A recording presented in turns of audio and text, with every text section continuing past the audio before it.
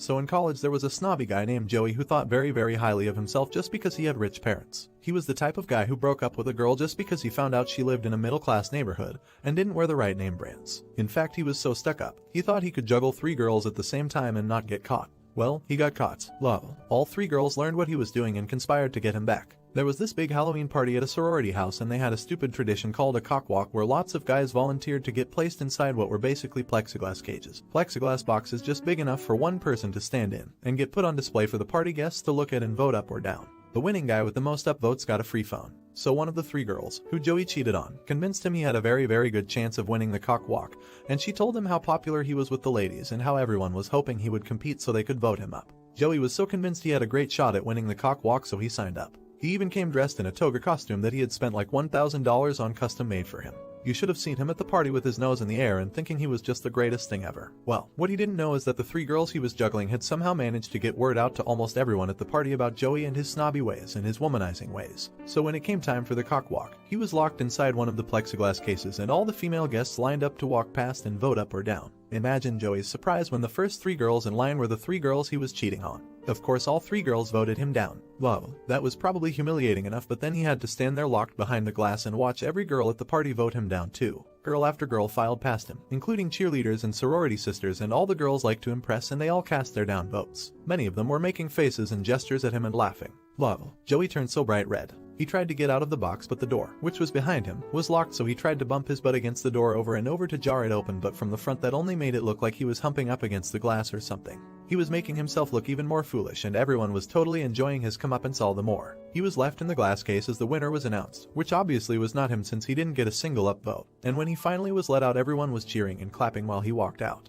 Believe it or not, he actually dropped out of college a few days later. Do you think it was because he didn't want to show his face around there anymore? Hey guys, let me know in the comments what you're thinking about this story. I was 7.5. My mom and her second husband moved in with me. My brother and sister in with her sister who had 3 kids of her own, 2 girls and a boy. My mom was very pregnant with my little sister as well. Now across the street lived this other family, mom, dad, and 2 kids, a little girl my age and a little boy maybe a year older. Every one of us kids loved the little boy. He was always sharing his toys and offering to help the younger kids tie their shoes, etc. His sister though was a brat, hitting other kids, calling them cruel names. Really, now that I think about it, I'm a bully. This was around when Cabbage Patch dolls were at their height of popularity and every girl and a lot of boys wanted one. Well, we couldn't afford them, so our grandmother made us all homemade dolls as close looking to Cabbage Patch dolls as she could. The dolls turned up missing, all 6 of them. Then we noticed other toys were missing. Our parents lectured us about being careless, so we get invited to play with the kids across the street. And the little girl makes the mistake of letting me see her room, bragging about all her toys if I remember right. I picked one of the dolls up and realized it was my doll. I asked her and she says her dad got it for her. I was seething. I waited until she was engaged in some play with my cousins. I took all the toys out of her toy box and carried them across the street.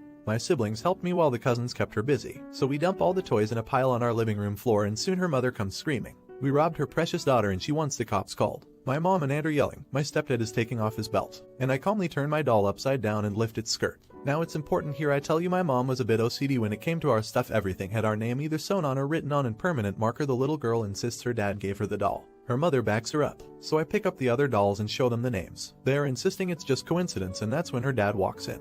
He listens to his wife complain about us being thieves, then asks me to show him the doll. I have said nothing this entire time. He looks at the name on the doll and turns to his daughter. You're grounded, a month for stealing and a month for lying. I still remember her mouth dropping open and her mother sputtering that we were the thieves. I also remember him looking at his wife dead in the eye and saying her name. I never bought a doll for her like this one. Also, I doubt I could find a Cabbage Patch doll with my name, which is unusual where I live, on it if I tried. This guy was livid. He yells for them to go home and then asks us kids if we have room for all those toys. Now I am pretty sure now looking back he knew only a tenth of the toys were actually ours and that technically we had stolen her toys. Of course, we found room. We did, however, let her brother go through them. And when the kids who lived a few doors down found out via her brother about our toys found in her toy box, they asked to look through. Hey guys, if you're enjoying the video, don't forget to drop a like. This happened about 15 years ago when the internet and e-com were still young. I had this supervisor who was a real douchebag. Once he asked me to help him out at the last minute and take a particularly shitty shift, and I did because I was a team player. The anticipated business level did not materialize, so I left at my scheduled time.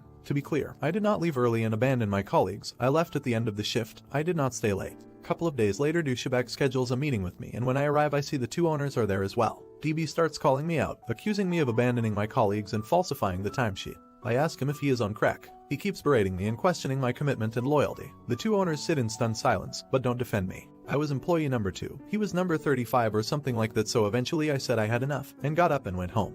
He sent me an email later that day saying I was suspended for 3 days, so don't come into the office tomorrow. I ignored that too. The next morning when I got in, he was surprised to see me and told me to go home. I basically told him to go fuck himself. I no longer recognized him as my supervisor. My pay never got docked either. Office tensions were high after that, but I just went about my business like he wasn't there. He continued to be a douchebag, but I just bided my time. I am very patient. About a year later, I noticed his T4 envelope on his desk. No one was around, so I palmed it, and that gave me his home address and social insurance number. Also learned that I made about triple his salary, which made me feel good. His house was only a short side trip for me on my way home, so I would leave early, go to his house and intercept his mail. I would take it home, steam it open, scan it and seal it back up. Next day I would swing by and put it back in his mailbox. It took about 3 months, but I eventually got 2 credit card statements and I was able to determine he got his CC statements around the 10th of the month. Got his utility bills too, and a letter from social services notifying him he was going to get his wages garnished for non-payment of child support. Once a douchebag, always a douchebag.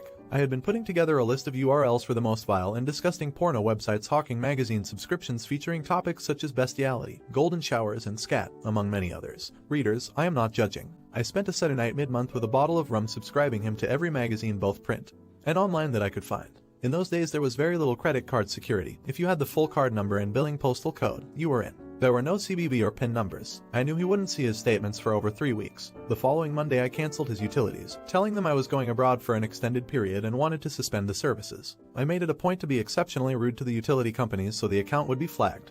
Hopefully as douchebag.